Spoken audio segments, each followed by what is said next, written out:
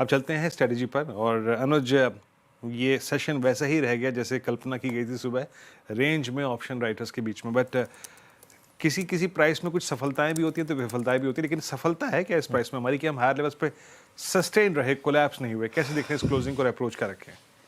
देखिए वीरू, एक चीज़ मैं आपको बताऊं, हाँ। 3 दिन का वीकेंड आ रहा है।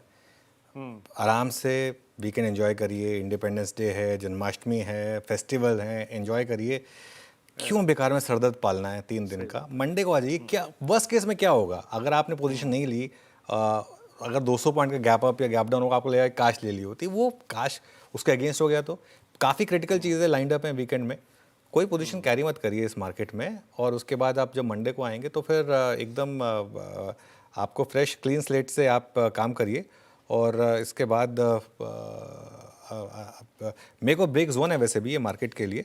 तो इस वजह से मेरा ये वो रहेगा कि आप अभी के लिए नो पोजीशन के साथ जाइए।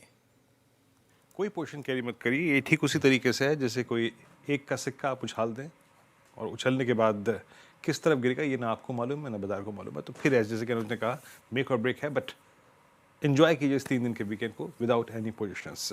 डीलिंग रूम पे चलते हैं यतिन के पास। डीलर्स क्या चेस कर रहे हैं, यतिन बताइए।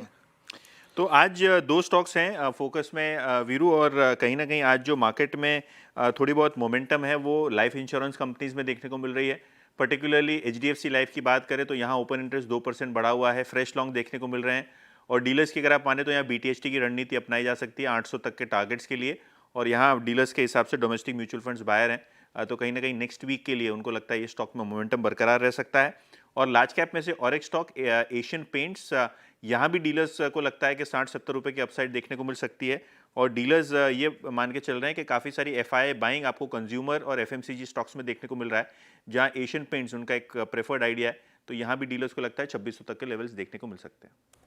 ओके, एशियन पेंट्स और HDFC लाइफ डीलर्स के रडार पर ये दो जहाँ पर खरीदारी की जा सकती है। शुक्रिया यतिन जी जानकारी के लिए। चलिए अब BTST और STBT की ट्रेड्स लेते हैं। रुचित जी बताइए, शुरुआत आपसे, क्या करें? BTST के लिए यूनो मिंडा खरीदारी करके जाने की सलाह रहेंगी। सो आइडियली एक लगभग 1.5 से 2 महीने के कंसोलिडेशन फेज का आज ब्रेकआउट हुआ है, वो भी हायर देन एवरेज वॉल्यूम्स के साथ में। और जैसा मोमेंटम है स्टॉक में, हमें लग रहा है कि ये फॉलोअप मूव मंडे को काफी स्ट्रॉन्ग रह सकता है। तो 1120 के स्टॉप लॉस से यूनो मिंडा में खरीदारी करके जाए, 1200 के टारगेट्स इसमें एक्सपेक्ट कर सकते हैं।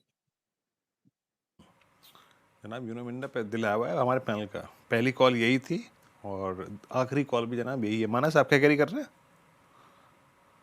तो देखिए एशियन पेंट्स के फ्यूचर में खरीदारी करके जाएंगे। यहाँ पर एक फ्रेश ब्रेकआउट है तो इसका फ्यूचर खरीदेंगे 2514 के स्टॉप लॉस से 2550 के टारगेट के लिए। ओके, एशियन पेंट्स मानस जी के पिक डे हाई पर क्लोज होने की तैयारी है और वेदर जी भी डिस्कस कर रहे थे अच्छा काउंटर परफॉर्म करता हुआ। गाबर सर गुड इवनिंग, बताइए पिक आपकी। No trade, I think I skip Monday को देखेंगे। No risk. ओके ठीक है, no risk in this market. Shilpa ji आप बताइए, आप क्या कैरी करेंगे? जी बिल्कुल, उनो इंडिया मेरा पहला पिक भी था, ये आखिरी मेरा भी होने वाला था, but that's okay, it's taken. तो अभी के लिए APL अपोलो पे वापस एक ध्यान दे सकता हूँ। यहाँ पे डे हाइक पे ही क्लोज हो रहा है और अच्छे खासे वॉल्यूम के साथ। तो 1606 पे फ्यूचर्स ट्रेड कर रहा है। 1585 के स्टॉप लॉस से APL अपोलो पे आप लॉन्ग जा सकते हैं फॉर टारगेट्स ऑफ 1645। रुचित जी आपको खुली जिसे कहते हैं ना वो धमकी है जन्माष्टमी पर धमकी शिल्पा जी की, अरे ले लिया आपने मेरा यूनो मिंडा, यही ट्रेड मेरा भी होता। खैर सोमिल आप क्या पिक करेंगे?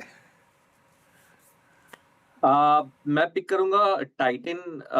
टाइटन में एवरेजेस के ऊपर चल रहा है, छोटा सा कंसोलिडेशन है, ब्रेकआउट नहीं आया है। मैं प्रीएम कर रहा हूँ कि ये ऊपर की तरफ ब्रेकआउट आएगा। मोमेंटम अच्छा है, सेटअप अच्छा है। स्टॉप लॉस 3420 और टारगेट होगा 3600। ओके, टाइटन आपका 3490 पे एक बाय कॉल है और ट्रेड्स एक रह गया था अभी यहाँ पे और अमित जी का ट्रेड रह गया। डॉक्टर साहब अमित जी क्या पिक कर रहे हैं आप? बिरेन जी मैं आयशर मोटर के साथ ही कंटिन्यू करूंगा। 5700 का स्टॉप लॉस रहेगा और 5900 के टारगेट्स रहेंगे आयशर मोटर।